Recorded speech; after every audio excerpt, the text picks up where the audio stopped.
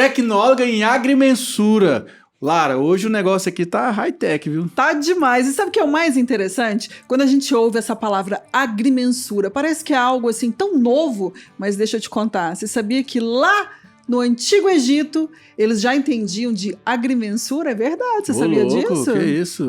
Eles tinham vários agrimensores lá no Egito Antigo. Inclusive, tem uma história que fala que Moisés também era agrimensor. É mesmo? Pode pesquisar aí, eu pesquisei. Você tá por dentro, hein, Lara? Novidades.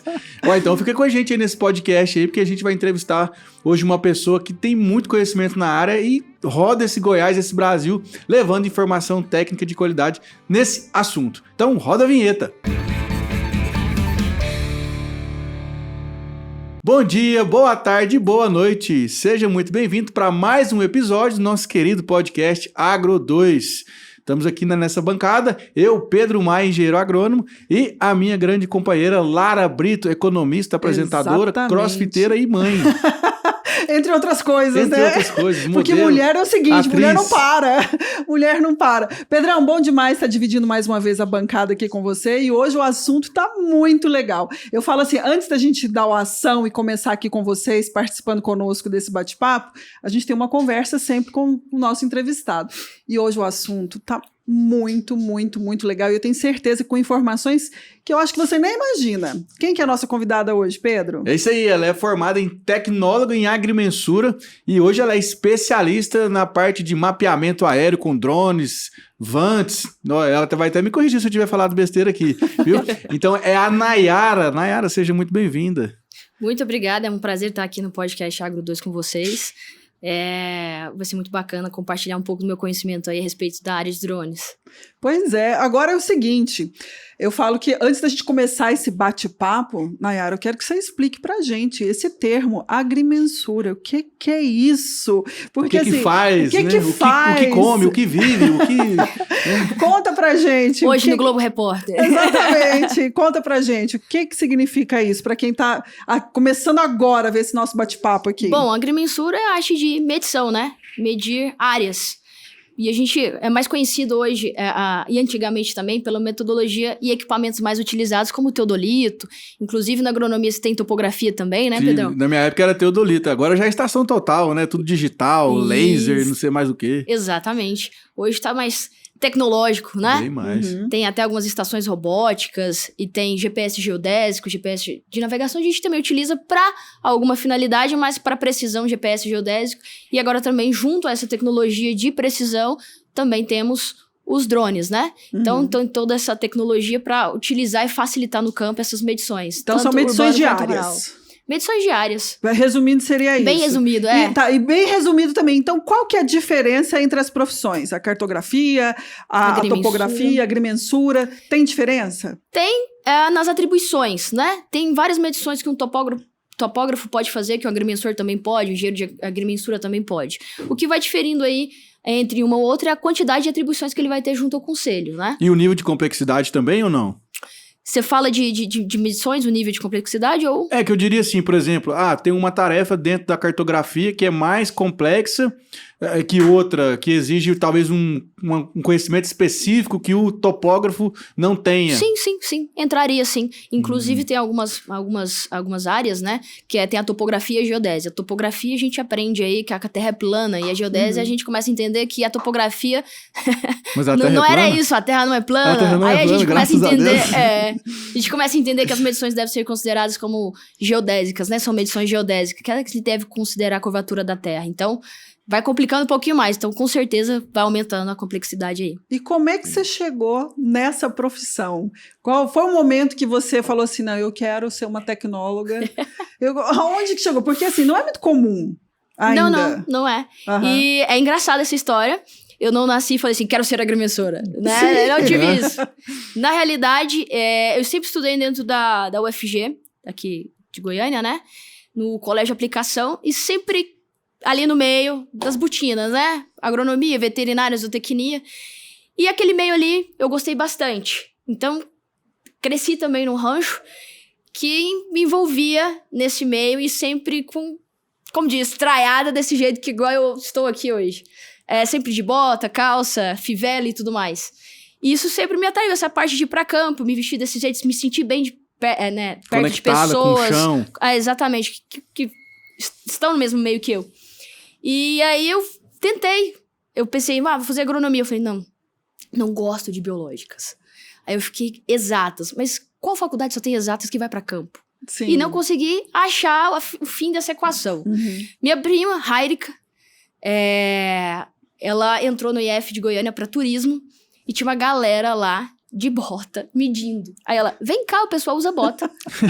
Aí eu falei, caramba, Achei. a agrimensura é a minha área. Mas eu fui pra agrimensura porque o pessoal da faculdade usava bota e mexia só com a área de exatas. E aí, Né? Só olha cálculo. que interessante. E aí você porque se encontrou. tem que ser muito bom de cálculos também. Tem. É só O cálculo. agrimensor é só cálculo. É só cálculo. Mas Então tem que cálculo ser é bom bom de demais. cálculo e você tinha essas duas paixões, o campo e tinha essa paixão também que era o cálculo. Então você achou, então você que tá vendo a gente, escutando a gente, se sua paixão é o campo e os cálculos, já achou sua profissão. Agrimensura. Agrimensura. E a paixão pelos cálculos veio pela minha mãe, professora de matemática. Raciocínio Aí, lógico, né? Você gosta de raciocínio lógico. É bem direto. Aham. Que legal, eu também E aí gosto você se bastante. achou ali, então. Foi aí que eu que me achei. legal. Foi aí que eu E me é uma achei. profissão, como eu disse, né? Uma profissão muito antiga, mas que ela ainda não é muito, apesar de ser Conhecida. milenar, não é tão conhecida. Não é tão conhecida, exatamente. É, e- Eu chego nas aulas mesmo, né, nos treinamentos, quando eu vou falar a respeito que eu sou agrimensora, cada um olha pro outro assim, que é isso? Que é isso? As pessoas mais velhas ali da turma já falam. Você mexe com medição, né? Eu falo, sim, é dessa área. Mas se for alguém mais novo, não sabe o que é. Não sabe o que E é. Nayara, então, resumindo aqui, quando morre o patriarca da família, é você que vai lá e aparta a briga, porque você que divide a terra pra todo mundo. Exatamente. A gente fica no meio desse problemão aí. Que Entre legal. irmãos. Não, massa demais. Mas e aí? E aí, como é que veio parar essa parte de drone também? Eu queria que você falasse um pouco o que você faz com drone. Porque, assim, quando a gente fala de agricultura, de pecuária, a gente sempre escuta assim, não, porque lá a fazenda não sei o quê é moderna demais, lá eles usam drone. Mas usa pra quê? Né? Qual que é a finalidade específica do uso do drone mesmo, assim, dentro das propriedades rurais? Me dá um contexto pra gente aí. Hoje a gente consegue fazer inúmeras coisas, né, com drone. Então tem vários tipos de drone, eles são definidos por peso e cada um carrega, né, é embarcado alguma coisa nele, para alguma coisa que vai ser para a finalidade do trabalho que você quer executar. Então se você quer para algum tipo de área, você tem que saber o quanto ele consegue carregar de peso, qual é o sensor, no caso a câmera embarcado nele, que ele vai te trazer qual resultado. Então, por exemplo, se eu tenho um drone de pulverização hoje, a capacidade dele ali de peso me interessa bastante, porque quanto mais peso ele tiver e autonomia, eu consigo pulverizar uma área maior. E pode ser totalmente a área, né, pulverizada ou localizada. Se eu quero trabalhar com monitoramento de lavoura, apenas um monitoramento que seja por pilotagem, eu consigo já com um drone, com um sensor bacana, um sensor RGB que seria igual a imagem dos nossos olhos, né, traduzindo. Red, green, blue. Exatamente, verde, vermelho e azul, que são as cores primárias.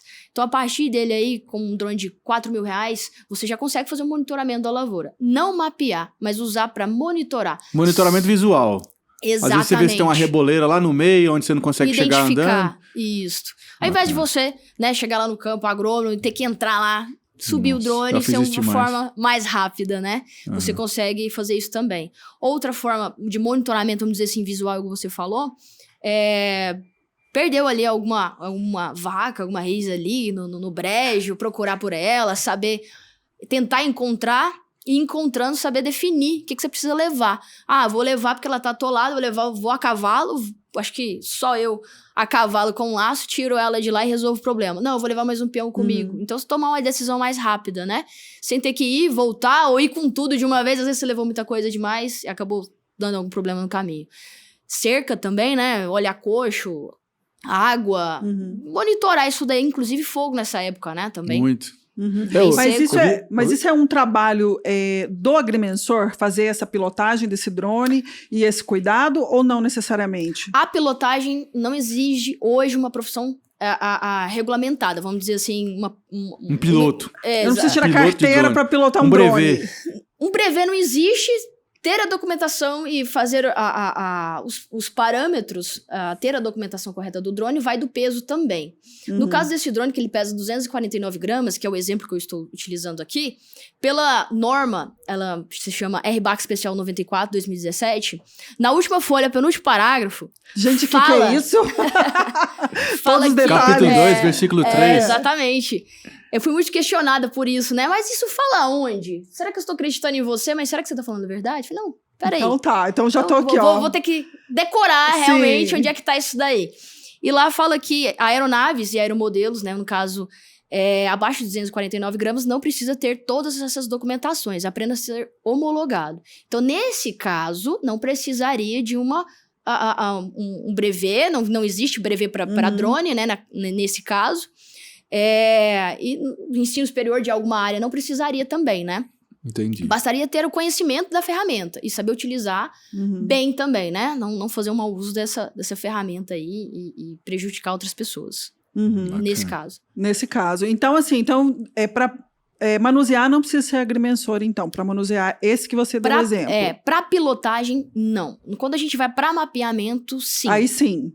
Hoje, o Ministério da Defesa aceita apenas engenheiros cartógrafos como responsáveis para aerolevantamento. A gente conhece como mapeamento com drones, mas tecnicamente se chama aerolevantamento com drone. E aí só o cartógrafo só engenheiro que pode cartógrafo fazer. Hoje. Apesar do agrimensor fazer a mesma coisa. Apesar de, pelo CREA, no caso hoje, eu poder executar e tirar uma RT, né, uma responsabilidade técnica, sobre aerolevantamento. Mas, infelizmente, o CREA ainda não está conversando com o Ministério da Defesa. Ah, tá. Mas como é que essa paixão pelo drone, como é que você foi inserida nesse negócio de drone? Meio. Porque, assim, você poderia estar pilotando uma estação total, um teodolito, mas você está pilotando um drone, né? Como é que você surgiu esse negócio? Outra história também bacana, tipo a minha prima.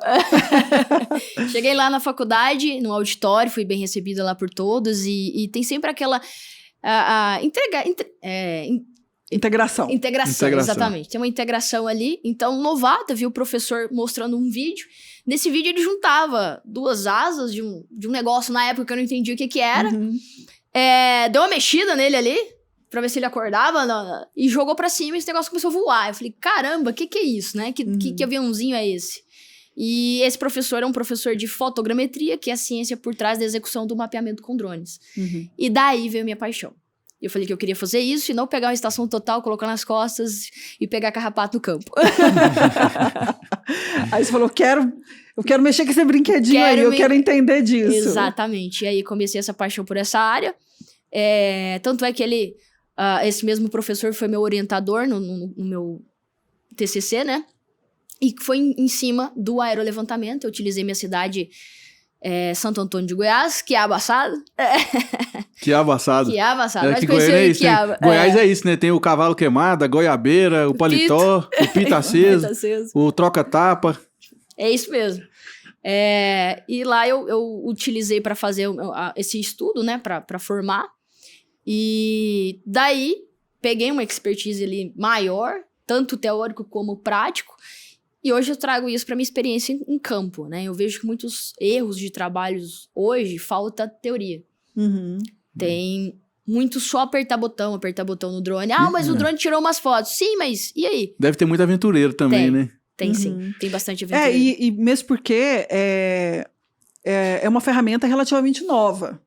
Eu não sei, você tem ideia de quantos anos que ela está sendo usada no campo, essa ferramenta? No campo mesmo, com o aerolevantamento, isso é recente. Mas que chegou aqui, vamos dizer assim, no Brasil, e o pessoal começou a utilizar bem, foi em 2010. Novo. Começou o pessoal, já tinha antes disso. Mas ainda não era tão conhecido como é hoje, né? Eu já estava no final da minha graduação, portanto é que a gente... Hoje, acho que já tem até disciplina que eles falam alguma coisa sobre isso. Reflectância, padrão de frequência de cor, né? Mas na época que eu tava na faculdade já não tinha, então você vê tanto que as coisas mudam, né? Não, demais. Se você ficar parado no tempo aí... Não dá. Inclusive, hoje, né, algumas faculdades de agronomia já colocaram na grade da curricular ali do pessoal daquela graduação, já a aerofotogrametria, tentando atualizar já ali a matéria na carreira. Na própria faculdade. E assim, quem tiver interesse de trabalhar com isso também, qual que é a primeira formação que eu preciso ter? Eu preciso ser ou cartógrafo, topógrafo, ou não necessariamente? Bom, trabalhar com essa área? Bom, hoje, de acordo com o que está a lei, eu iria para a área de engenharia cartográfica. Né? De acordo com está a lei, né? Como está a lei. Porque, apesar de poder tirar a RT, ser responsável por aerolevantamento perante o CREA, eu não consigo deixar organizada a documentação da minha empresa junto ao Ministério da Defesa, que é o mais interessante para mim hoje. Mas, creio que futuramente isso aí vai abranger, né? Vai abranger aí mais áreas, com certeza. Então, se eu fosse hoje por conta da legislação, engenharia cartográfica. E não daria pra você aproveitar uma disciplina, por exemplo, às vezes? Dá sim, dá pra aproveitar quase 2 anos da faculdade. O problema é que sentar tempo, lá né? de novo. Custou sair, né? Sentar, tem que ficar lá escutando tudo de novo. Exatamente. E o campo é sempre muito mais interessante, né? Do que as aulas, as aulas ali teóricas. Sempre é muito mais interessante. Nayara, agora vamos falar da parte que eu gosto, de dinheiro. Como é que é esse mercado aí? Sim, tem oportunidade? Um profissional desse é bem remunerado? Como é que ele cobra por isso? Quanto que ele cobra? Como é que funciona a dinâmica de um profissional hoje que faz aerolevantamento? Se é por tamanho de área, se é por... Enfim, dá um norte pra gente aí, pra gente entender nesse aspecto. Hoje a gente cobra por hectare. Por hectare. É por hectare que nós cobramos. Existe uma demanda bem grande nessa área, inclusive para CLTs também, né? Não só empresas. Eu tenho um caso de sucesso que ele era locutor de rádio, trabalhava com drones para marketing, e uma empresa, por conta de um curso que ele executou de pilotagem comigo, o contratou, né? Tinha essa parte que ele queria continuar trabalhando, e aí ele me contou isso acho que tem um mês, mais ou menos, ele tá ganhando R$7.700, por quê? Como CLT. Ô, louco, aí, salarião top. Salarião, exatamente. E não precisa ser formado em nenhuma área assim, específica, ele precisa executar o trabalho dele corretamente. Entendi. Então, assim, ele tem um valor bem menor na carteira, o resto é por hectare. Então, ele ganhou comissão variável. por hectare. Exatamente, uma variável. Então, quanto mais, isso acaba estimulando muito o cara a ficar no campo trabalhando, demais, né? E ele trabalha com pulverização e controle biológico, liberação de cotese e tricograma, né? Na cana. Tá, isso aí só para explicar pro pessoal, Isso. né?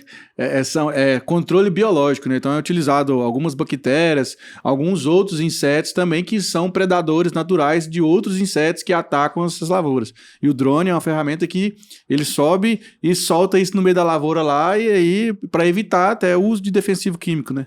Isso, exatamente. Antigamente chegava um ônibus, descia lá 60 pessoas com copinhos para liberar essas vespinhas, né? Vamos dizer assim.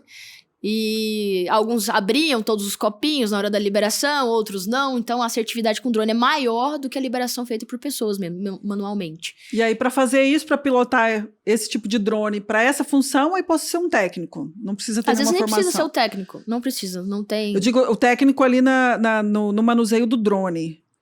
Não, Precisa ele precisa entender o que é a pilotagem, o que é a ferramenta, O que é a ferramenta. Exatamente. Então, assim, o que fez ele entrar nessa área foi o conhecimento de pilotagem, e depois a própria empresa deu alguns cursos já específicos para a área, para ele entender que tipo de trabalho que ele iria executar, até porque ele era leigo nessa área, né?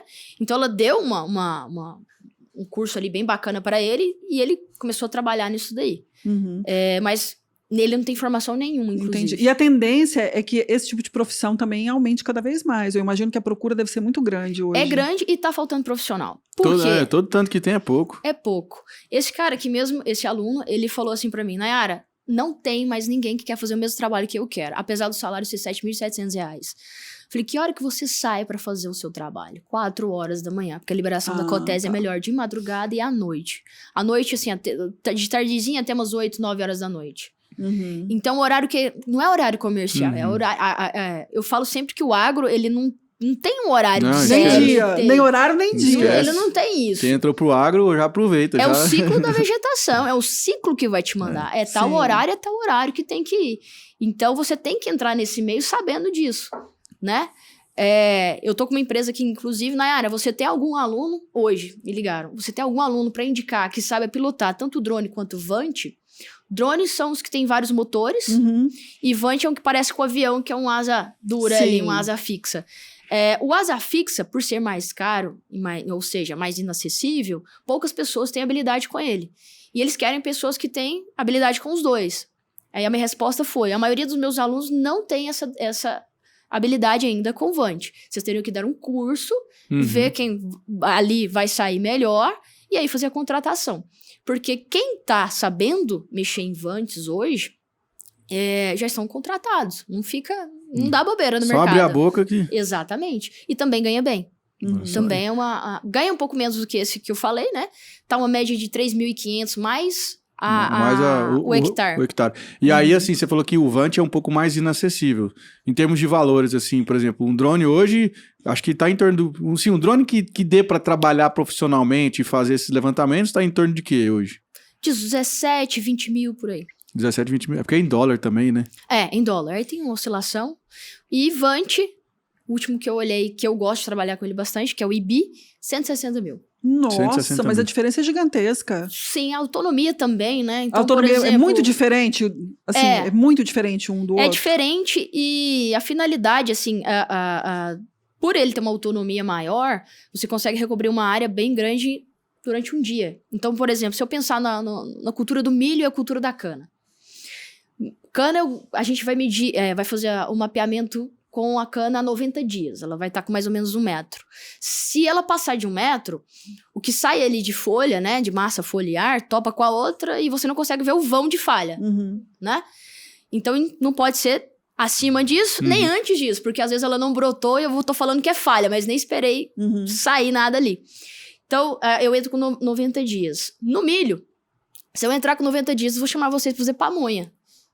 Porque com 90 dias já não dá. Eu tenho que entrar no milho para mapear com 10, 12 dias. E tenho que mapear essa área o mais rápido possível, processar essas informações, gerar um dado a tempo hábil para entregar para o agrônomo para ele resolver se vale o replantio ou não.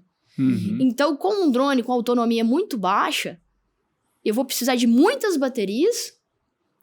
E cada bateria, por exemplo, hoje do Phantom tá R$2.000. Se eu tiver 10 baterias para voar, são R$20.000. Então é algo muito caro, é um valor da aeronave. Foi interessante você ter falado isso também. Bateria. Essas baterias, elas não são reutilizáveis? Não são reutilizáveis. Não. Não, acho que ela quis dizer se elas não são recarregáveis. Recarregáveis. São recarregáveis. Tá. Só que ela demora 1 hora para recarregar, 20 minutos para esfriar e 17 minutos para gastar o tempo durante o voo. 17. E se não tiver viciada, 10 minutos... Exatamente. Porque vai viciando também, a bateria não vai tem diminuindo jeito. um pouquinho a autonomia dela. E se viciar mesmo... É que, na verdade, essa bateria, ela não vicia. Ela estufa, ela incha com o tempo pelo mau uso da bateria. E aí ela perde o tempo que ela deveria a ter ali de carga. Então, sai de 20 minutos para 8, 5 minutos. Entendi. Então, não quer dizer que ela viciou em si. Realmente, ela...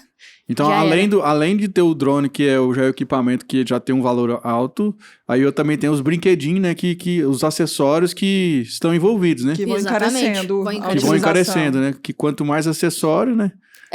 Mas eu já vi numa feira aqui na Tecnoshow em Rio Verde, que a gente foi lá, um drone de pulverização de R$200.000.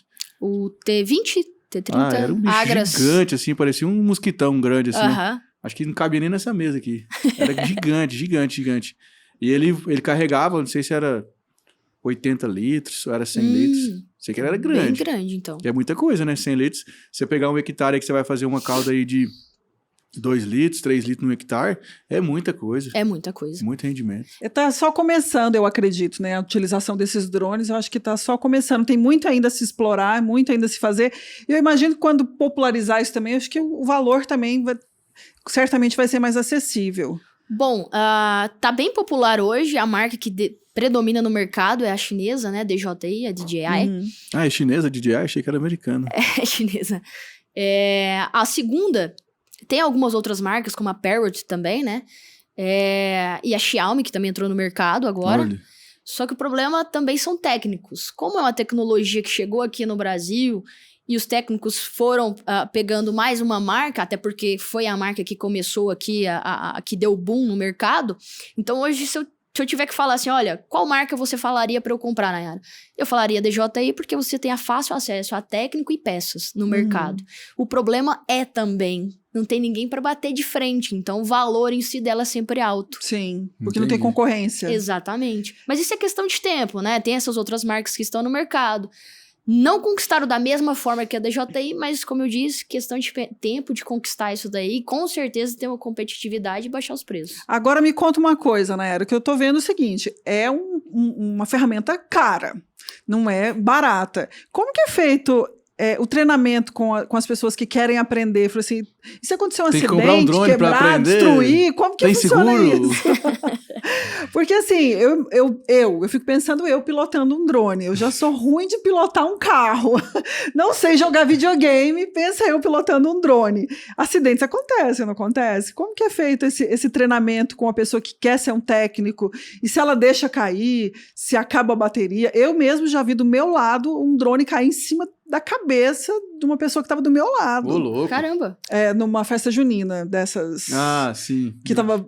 De muvucona, de e gente. caiu em cima de uma pessoa, assim, do meu lado. Isso, Então, é. tem essas questões também. E a pergunta, Nayara, você tem já sim. derrubou um drone? Bom, eu nunca, mas uma rajada de vento derrubou meu drone há 2 anos atrás. Ela não, foi a rajada de vento. rajada. Uma rajada de vento na época... começo de junho até meados de outubro venta demais e o nosso problema não é o vento, é a rajada de vento nessa época, que você não sabe que hora que ela vem, que momento que ela vem do nada. Inclusive, eu até postei uma foto essa semana com o redemoinho. O drone que eu ia ligar ele, tava paradão. Na hora que eu liguei o drone, o redemoinho virou aquele tubo de terra.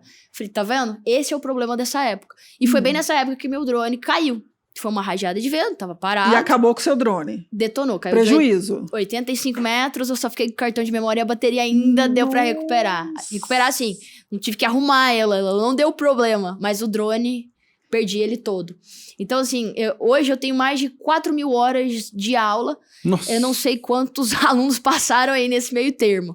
Mas até hoje nenhum aluno meu derrubou drone, ou quebrou meu drone, ou outros drones, E você nada disso. dá aula com o seu drone. Então, se a pessoa não tiver drone, ela pode ir lá fazer a aula. Se ela quiser somente ser contratada, ela não precisa ter a ferramenta com ela. Não precisa, pode pilotar com o meu E drone, é fácil. sim. Assim, eu sei que você tem a sua habilidade. Bom, Agora, subir e descer até automático ele sobe. ele sobe. Então é fácil. Também Sim. tem Quanto a um isso- mecanismozinho lá que se você perder ele, você aperta, ele volta pra casa sozinho também, né? Tem sim. Se você marcar certinho qual é o ponto de decolagem e a altura correta pra ele retornar e não bater em nada, você só aperta esse botão, ele retorna. É igual jogar seguro. videogame? É igual jogar videogame. Mais É. fácil, inclusive, porque eu nunca joguei videogame, assim, nunca fui viciada de Aham. videogame. Joguei pouquíssimas vezes, mas dá uma ideia de videogame, sim. E Com você certeza. prefere pilotar com... Porque assim, eu tenho um lá, né? Eu também tenho um dronezinho, eu dou uma brincada de vez em quando. Aham. Que eu piloto pelo meu celular, né? Que eu ponho o aplicativo aqui, o controle, né? Ligo no celular e vou fazendo por aqui. Mas também tem aquele VR, né? Que dá pra você usar o óculos. Uhum. Você prefere pilotar no óculos ou no celular? No celular. No óculos perto você fica meio tonto, né? Fica. E nesses drones convencionais que não foram feitos realmente para com um óculos em si, porque na verdade ele só divide a tela, né? Ele só coloca uma divisão da tela. Já coloquei essa divisão, usei inclusive esse equipamento.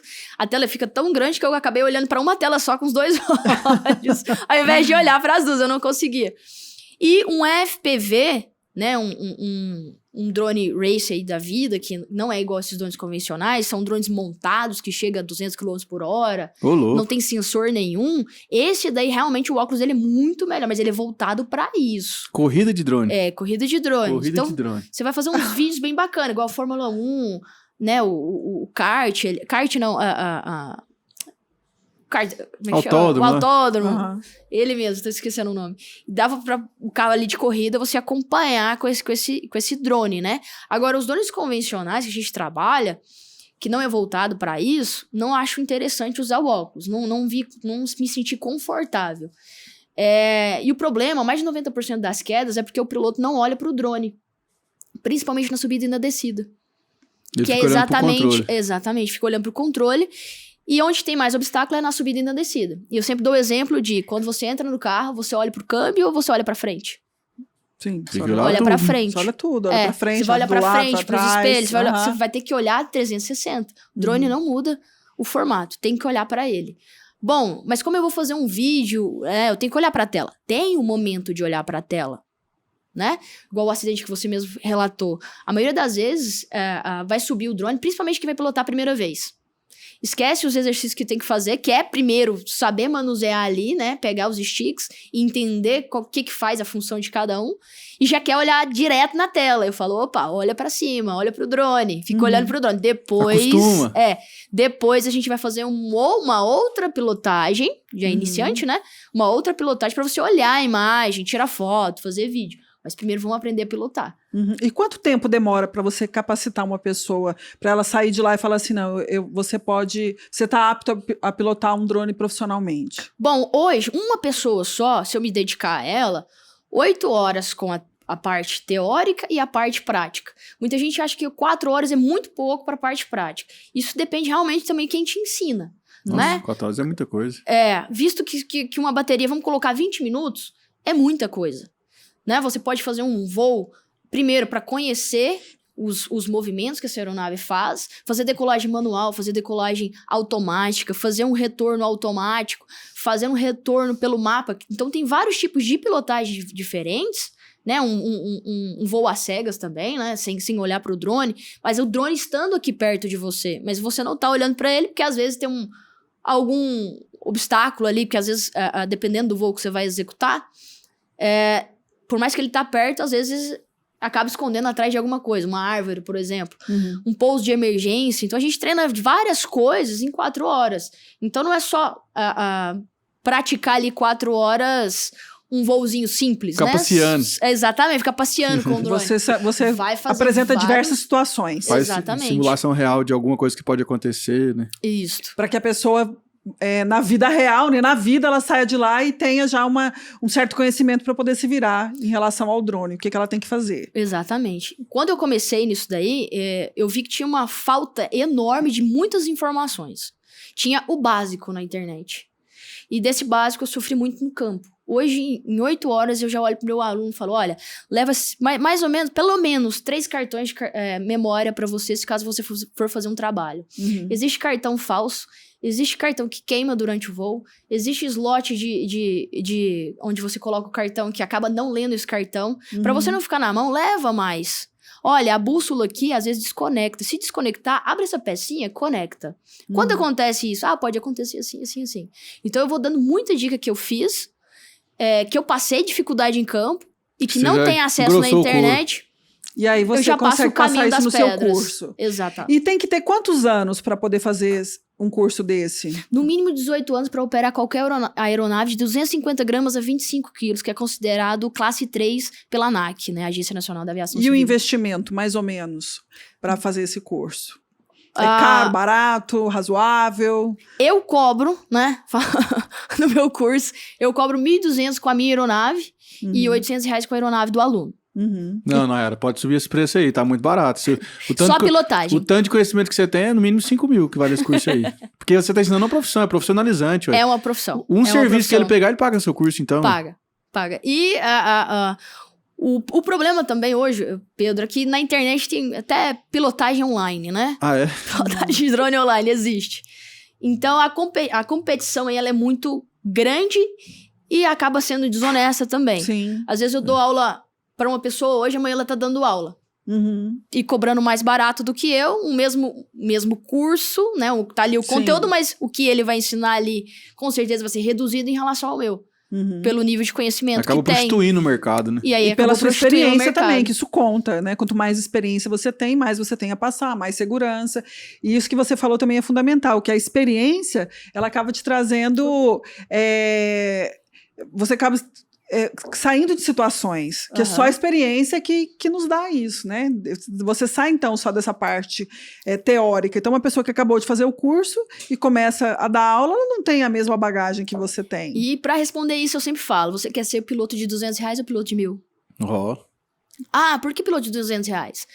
Porque aí eu pergunto de volta, às vezes já pilotos experientes, Nayara, eu trabalho com drones há 5 anos, 6 anos. Tá. Mas você acha que você hoje é um piloto de R$200 ou um piloto de 1.000? Eu sou um piloto de 1.000. Falei, tá bom, vou te passar um problema. Eu passo o problema, não consegue resolver o problema.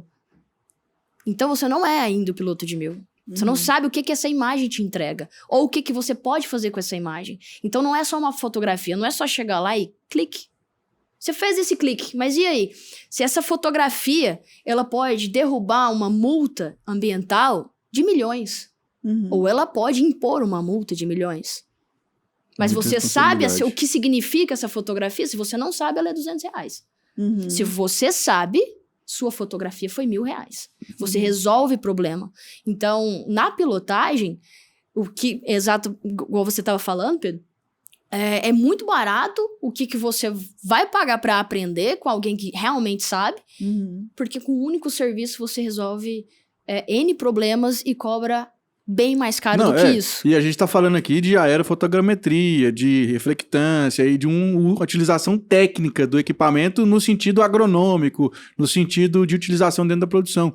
Agora também é um conhecimento que você tem que também não impede você de fazer um evento, por exemplo, uma filmagem de um casamento, de um show, casamento, que também é bem remunerado por isso, né? Sim, sim. E Então, pode fazer o mesmo curso, né? pode fazer o mesmo curso, vai seguir a regulamentação, usar com cuidado, ter os documentos, né, que entre na classe 3 aí, precisa de 6 documentos obrigatórios hoje. É interessante você falar isso também. Então, eu não posso chegar simplesmente na internet e adquirir um drone. Eu preciso, se eu quiser trabalhar profissionalmente, eu preciso tirar 6 documentações. Essas 6 documentações são documentos que você, a maioria deles você tira isso daí direto do site do órgão responsável de forma online e gratuita. Só tem um documento que é pago, que é o seguro obrigatório a reta, que é o seguro aeronáutico para terceiros. No caso de acidente do drone com machucando terceiros aí. Esse é o único que você vai comprar. Tem um valor aí médio de R$500 anual. Então são empresas que seguem a regulamentação, né? Não é qualquer empresa, qualquer esquina que se encontra um seguro desse. Então são empresas especializadas. No mais, são documentos que online mesmo você resolve direto no site dos órgãos, que é a ANAC, a Anatel e o DSEA. E tem como fazer um seguro do drone também, do equipamento? Tem como fazer o seguro casco. O seguro casco, ele é opcional. E aí, até o Banco do Brasil, qualquer banco aí hoje Qualquer consegue... bem, né? Você segura qualquer bem. Né? Tá exatamente. fazendo. Equipamento você pode ter. Nayara, agora me responde uma pergunta aqui. Já aconteceu comigo uma vez, que eu tava voando com o meu drone, e aí eu fui atacado por uns passarinhos. Sério. Eles vieram chegaram a Periquito. eu tava longe, eu não consegui ver que passarinho que era. Porque eu vi que o drone fazia assim, sabe? Balançava. Eles chegaram a bicar o drone. Isso. E quando eu desci ele, eu vi lá um sinal, sabe? Caramba. Eu falei, cara, quase derrubou o drone. E derruba Quase mesmo, que derruba. Derruba sim. Eles atacam, eles veem como inimigo? O que acontece? Exatamente. Eu já vi aqui, periquitos, passa 2 ali, dá uma olhada, e aí traz uma gangue junto depois e tenta atacar seu drone.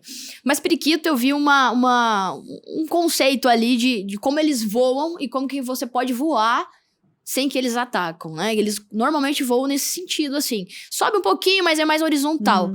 Então, você vendo isso daqui, né, esse movimento que eles fazem de voo e vira, sempre tem uma curva ali e eles voltam. Na hora que ele for fazer essa curva, você sobe o drone e executa o seu voo. Eles não vão sair daqui pra atacar, eles vão ficar na árvore. Entendi. Você vai fazer o seu serviço. Na hora de retornar, eles vão voltar. Deixa mais alto, deixa o barulho incomodar eles novamente. Eles vão fazer esse voo aqui assim. Na hora que ele for fazer a curva, desce de uma vez, fugindo deles. Ficar esperto, então. Isso dos periquitos. Mas bem de eu já vi atacar. Curicaca também. Curicaca. Olha que interessante, eu não sabia disso. Eles vêm pombas. como inimigos mesmo. Aham. Eu acho que também, assim, incomoda também o barulho, né? Bem alto, assim, Bem principalmente. são sensíveis, né, eu acho. Então tem vários passarinhos que atacam, sim. E a pessoa que tem vontade de trabalhar nessa área, como é que ela faz para adquirir os clientes, a carteira de clientes? Abrir o mercado. Abrir o mercado. Bom, abrir mercado. Eu comecei sem drones. Eu comecei como disse, na graduação, abriu essa porta, essa ideia, né, de trabalhar com isso. E percebi que pouquíssimas pessoas na época estavam trabalhando com isso. Então, eu queria colocar o meu conhecimento em prática, mas não tinha grana na época para comprar drone. Então, eu comecei a usar o que eu sabia, trabalhando para terceiros que tinham drone, mas não queriam ir para campo. Então, eu peguei esses drones, Você né, alugava? de terceiros. Não, foi o meu primeiro serviço, assim, de campo, foi para cobertura vegetal, validação da cobertura vegetal de todo o estado da Bahia. Então, foi uma licitação que uma empresa pegou, sabia que eu poderia ser piloto, me colocou... Peraí, todo o estado da Bahia? Todo o estado da Você Bahia. voa o estado inteiro de drone? Aham. Que é isso? Santo Cristo. Foi o primeiro emprego, assim, de piloto de drone. Não foi mapeamento, foi só pilotagem, mas o só pilotagem foi aí, mesmo sem ninguém me falar nada, que eu criei essa ideia do piloto de R$1.000, né? Teve um insight. Por quê? Exatamente. Foi nesse momento, porque tinha uns polígonos que, pelo software, inclusive quem andava comigo era o Engenheiro Florestal Brasil, eu tava lá só como executante ali mesmo, né? Com drone, mas quem validava a cobertura era ele. Então tinha alguns locais que eu tinha que mandar o drone. Drone você não coloca a coordenada, ele vai lá, tira a foto e volta pra você. Então eu tinha que achar norte, sul, leste, oeste no mapa, norte, sul, leste, oeste no campo, medir a distância de onde eu estava até aquele ponto que eu deveria mandar, e aí mandar o drone. Que então massa. eu tinha que ir pro tempo do ronca aí, né? Quanto tempo você Gente, gastou pra mapear isso aí? Bom, eram vários pontos jogados. Eu fiquei lá 70 dias. Foram 70 dias. Começava de manhã ali, 7 horas. E aí aconteceu muitos problemas em campo. Caminhonete acabava gasolina no morro. Tinha que sair de lá e o Brasil ficou perdido lá um tempo. Atolava. Brasil, o nome dele? Nossa. Que nome Brasil. Brasil. Brasil. O nome dele. Que isso, então, Passamos mas é por bem alguns complexo perrengues. esse trabalho também. Igual você falou dessas medições que você tinha que fazer. Então não é É. tão simplesinho assim. A parte da pilotagem então é a mais fácil. Agora você entender o que você está fazendo é que é o complexo. Exatamente. Nós éramos 3 equipes, só ficou a minha equipe. Os outros acabou não seguindo a mesma linha ali que eu tava fazendo, porque chegavam as imagens. Quando chegavam as imagens, todas as imagens de drone têm coordenadas, né? Tem a localização ali. E eles tinham as áreas, né? Então ele pegava as fotos, essas fotos tinham que cair em cima dessas áreas, que era o local realmente que eu tinha que tirar foto. E quem tinha mais assertividade era eu. Então eles acabaram colocando. Entendi. Você para Mas pra resolver fazer- tudo. E como é que você formata, assim, como é que você faz pra você dimensionar o quanto você cobra de um cliente pra fazer um serviço? Ou tem uma tabelinha assim, pra pulverização é isso, pra fotogrametria é isso, pra perícia é Para isso? medição é isso. Eu acho que pra essa área tirando do videomaker, da parte de cidade, assim, de eventos, pra área do agronegócio, ter um valor mínimo pra qualquer projeto, às vezes vai cobrar por hectare. Eu vou cobrar R$10 por hectare. Um exemplo. Não que eu cobre R$10. R$10 por hectare. Eu tenho 1 hectare. Não vale a pena. Não vale a pena, não paga nem gasolina. Então eu tenho que ter um valor mínimo por hectare. Até 150, até 200 eu vou ter um valor de projeto. E esse projeto, o que eu vou incluir? A bateria, ela tem uma vida útil, a maioria delas, de 200 ciclos, né? São 200 cargas que você pode dar nessa bateria. Se ela custa 2.000, quanto que vale cada ciclo? Esse ciclo, cada vez que eu faço um voo, eu perco. Então, eu perdi ali 10, 20 reais, não sei, só no ciclo da bateria. Quanto que é a manutenção preventiva do meu drone? Quanto que é uma limpeza do meu drone? Quanto que é um cabo flat? O cabo flat, ele é responsável pela transmissão da imagem. Então, ele é muito importante pra mim. Entendi. Com o tempo, ele vai estragando. Então, eu tenho que colocar gastos ali no meio. Sim, qual né? o valor da minha hora trabalhada qual também. que é o valor da minha hora trabalhada, minha logística, meu gasto. Hospedagem. E aí, eu paralelo. determino o valor do meu hectare. Então, eu tenho que ter um entendi. valor de projeto e um valor de execução, né? Mas não existe nenhum sindicato que regulamente isso, esse valor. Esse valor, não. Eu já vi algumas tabelas na internet, inclusive de técnicos, e eles colocam, acho que parece 10% do salário mínimo. Aí dá 100 e alguma coisa por hectare. Só que é meio fora da caixinha, porque não é pra todo projeto. Não dá pra pensar dessa forma, não é assim. Tem muita coisa envolvida. Por exemplo, para mapeamento, você pode ser o cara que vai utilizar o seu drone e vai mapear aquela área. Só que mapear não é ter produto. Você não tem produto nenhum para avaliar. Você tem o recurso, que são as fotografias, várias fotografias. Então, o que eu vou fazer com essas fotografias? Aí vem o processamento, que é onde eu vou gerar produtos. Bom, quais produtos? Tem vários produtos. Cada produto vai aumentando o valor do meu trabalho. Se eu quiser todos possíveis que tem ali de produto, beleza, vai ser um valor mais caro. Chegou no final, eu tenho esses produtos, mas eu não tenho dados quantitativos e qualitativos. Aí eu vou para outro trabalho. Eu vou quantificar quanto ali naquela lavoura tá prejudicada, não tá prejudicada, quanto tá o vigor daquela plantação, né? Aí eu vou colocar dados. Então eu tenho que ver até onde eu faço, eu consigo fazer. Né? Então, isso daí vai agregando valor no meu hectare, com certeza. Sim, não existe um legal. valor fixo, né, para fazer. Diferente de quem trabalha nessa linha corporativa ou então de eventos, aí já é outro tipo de cálculo, eu imagino. Não Deve tem como ser comparar diária, os né? profissionais. Não sei. Isso. Aí já vai, ele vai cobrar a edição dele, né? A logística dele ali. Se ele paga algum software também para edição, isso vai incluso. E o o dia dele ali de execução para vídeo, né? Eu tenho um colega, o Renato, de São Paulo, ele trabalha só com essa parte. O vídeo mais básico dele, ele cobra R$900 para editar.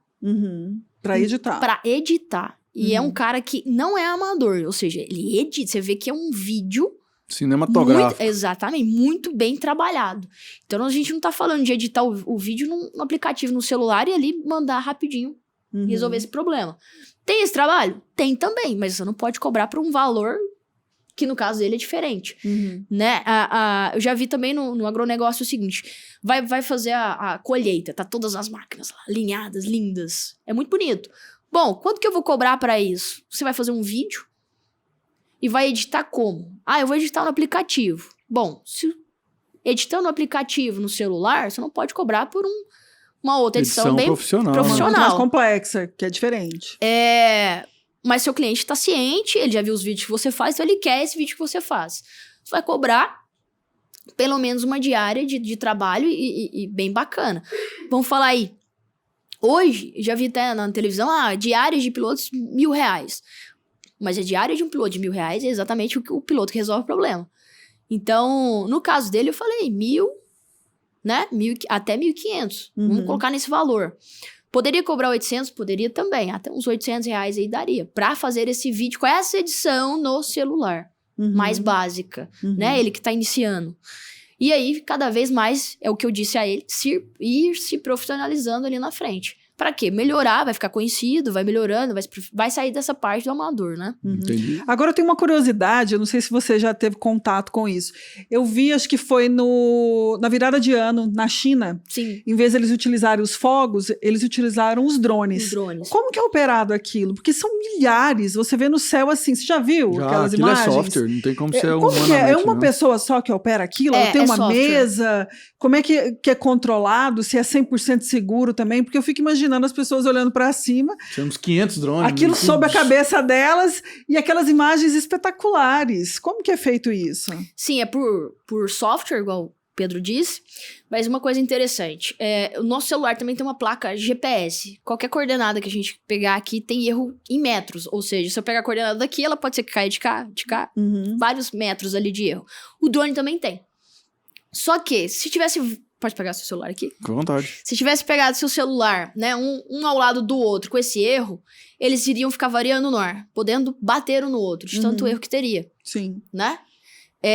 Então, se eu tivesse uma correção em tempo real, mais conhecida como RTK, né, Real Time Kinematic, que é uma correção das coordenadas em tempo real, o drone ficaria posicionado corretamente, ele não iria variar no ar. Então, todos eles têm essa correção. Todos esses drones que foram utilizados na China têm essa antena de correção de coordenadas. Por isso que eles ficam tão próximos um do outro. Sim, e não é impressionante batem. aquilo. Mas pra sincronia ali do desenho, aí é o software. Muitas pessoas acham que é um drone e um piloto, né? Não, aí teria batido. Não, humanamente é impossível. Não tem como. Nayara, e assim, você lembra de algum perrengue, alguma história bacana, assim, que você passou aí nesses anos de experiência? Tem vários perrengues, inclusive com o IBI, que ele começou... A gente pilota, né? O IBI, a gente utiliza o computador. O IBI é o Vant, que é o Vant. É o aviãozinho. É o aviãozinho, preto com amarelo. Por isso o BI de abelha, amarelo com preto. A 70 metros de altura, ele fica girando, né? Porque como é igual um avião, não pode ficar parado. Ele pode ficar parado, então ele fica girando ali a 70 metros de altura. E como a gente utiliza um software no computador, meu computador começou a atualizar. E eu fiquei olhando pra ele, computador atualizando, bateria acabando. E eu falei, e aí, pula, pega, taca pedra, o que eu faço com esse negócio agora? R$100 mil ele voando lá em cima, né? Exatamente. Já aconteceu isso. Já aconteceu da bateria acabar muito rápido, né? Que a bateria deles são diferentes. Ela cai de 80 para 40 muito rápido. E aí faz o quê? Eu pedi pra pousar e no meio do pouso, né, que é 40 metros assim, ele tava pousando, acho que a 20 mais ou menos, acabou a bateria. Sorte que ele dá uma planada. Aí segurou um pouquinho. Aí deu uma segurada. Mas foi tranquilo, não aconteceu nenhum problema aí não. O que eu acho que é interessante, não foi problema em si.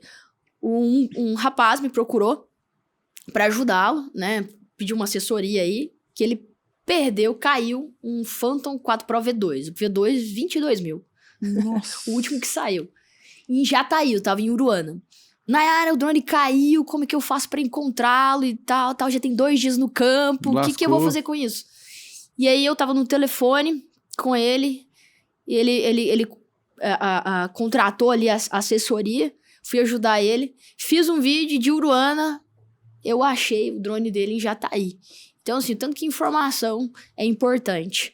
Né? Tem uma informação dentro do aplicativo que ele bipa o ESC. O ESC é um controlador de velocidade que tem dentro do drone.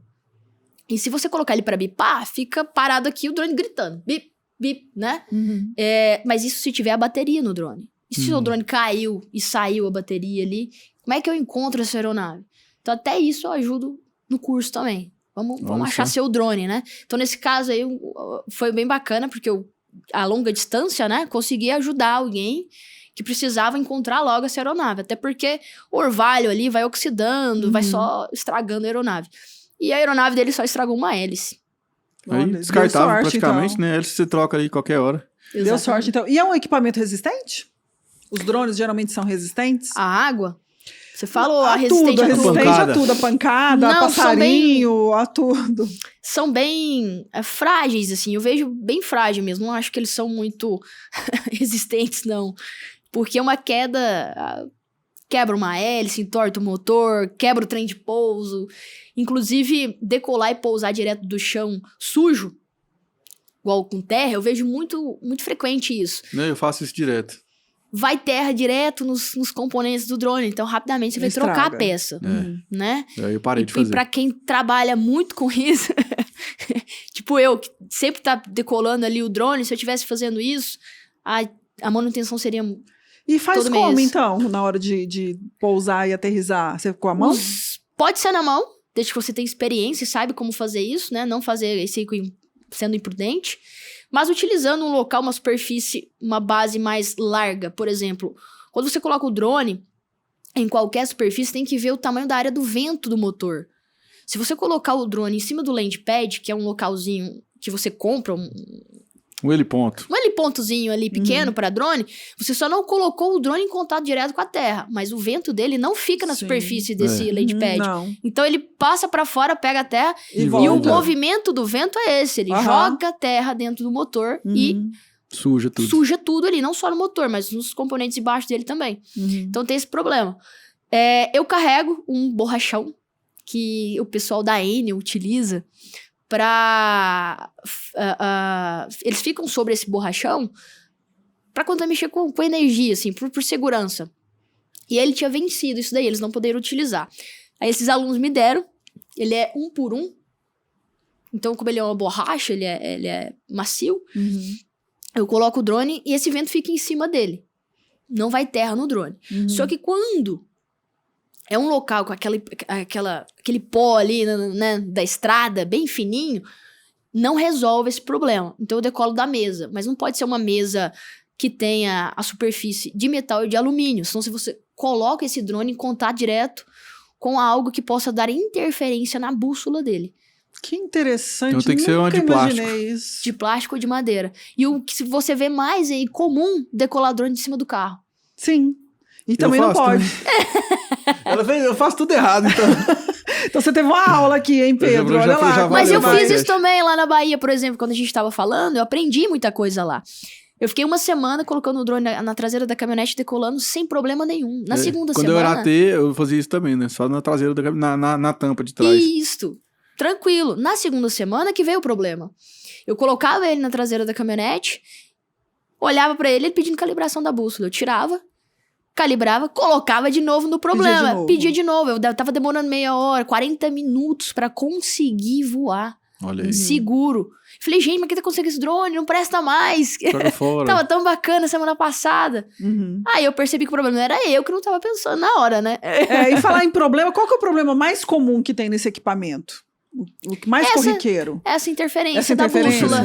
Porque não só a superfície, mas o local também. A interferência na bússola, até mesmo se você tiver com uma superfície ali bacana, vamos falar de uma mesa. Às vezes tá dando interferência. Mas o que pode ser? Pode ser um transformador que tá ali perto, pode ser algo de metal que tá ali perto. Antena de rádio. Pode ser o chão cheio de minério. Olha, até isso. Então é super sensível também. Alto Paraíso. Não é legal, eu não gosto de levar drone pra lá nem um pouquinho. Alto Paraíso, Cavalcante, Paraúna. São locais que tem muito magnetismo. Então, dá umas interferências na bússola, assim. Aí essa daí é mais problemática, né? Aham, entendi. Nayara, tudo. que bate-papo, hein? Você domina demais esse assunto, hein? Eu sabia que você sabia, mas não sabia que você sabia tanto. Não, e o mais interessante que eu gostei é porque você gosta do que você faz, né? Eu vejo que você tem paixão pelo que você faz. E eu fiquei super interessada, porque assim, eu era tão leiga nesse assunto, eu não entendi absolutamente nada. Não sabia que tinha essa sensibilidade do aparelho, nem essa complexibilidade, né, dessa não é simplesmente captar os dados, como você falou, da profissão. Eu achei nota 10. Faz o curso com ela, Lara. Eu tô pensando, quem que eu vou pôr pra fazer esse curso? O Heitor, eu que não põe tenho, o Heitor. exatamente, eu não tenho essa habilidade. Eu acho que eu não tenho essa habilidade, não. Mas quem ficou super interessado, gostou, é uma profissão que tá muito em alta. Quem quiser te encontrar, qual que é o seu contato, horário de curso, se é todos os meses, toda semana, conta tudo aqui pra gente. Bom, uma turma hoje, assim, pra fechar e tudo mais, tem que ser mais antecipado. Graças a Deus, a agenda tá lotada. Eu esqueci a sua pergunta. Não, Seu contato. seu Vou te contato achar, é né? pra te me achar, achar. pra fazer o curso com você. Nas redes sociais, no caso do Instagram, é Nayara com I, Nayara com I. underline GS. Tem lá um pouquinho do que eu trabalho, né? Tem o meu contato, meu número de trabalho, que é 629-8512-6207. E lá eu passo toda a programação do curso de pilotagem, do curso de mapeamento. E se caso precisar, um curso de processamento também de dados. Aí são cursos diferentes, né? São 3 cursos São diferentes. 3 cursos diferentes. Completíssimo. Não, perfeito, adorei. E você, Pedro, qual que é o seu contato? O meu é @porpedromaia. Pode ir lá no Instagram lá e mandar um direct. E o seu, Lara? O meu é @larabrito.real e o nosso aqui é Portal Agro2, lá no Instagram. É isso aí. Então, muito obrigado você que ficou acompanhando o nosso bate-papo aqui até agora. Inscreve no canal aí, deixa seu like, fala aí o que você achou, o que ficou faltando pra gente perguntar pra Nayara, que eu vou perguntar pra ela depois. É tá isso bom? aí. Então é isso aí. Fica com Deus e até a próxima. Tchau, tchau. Tchau.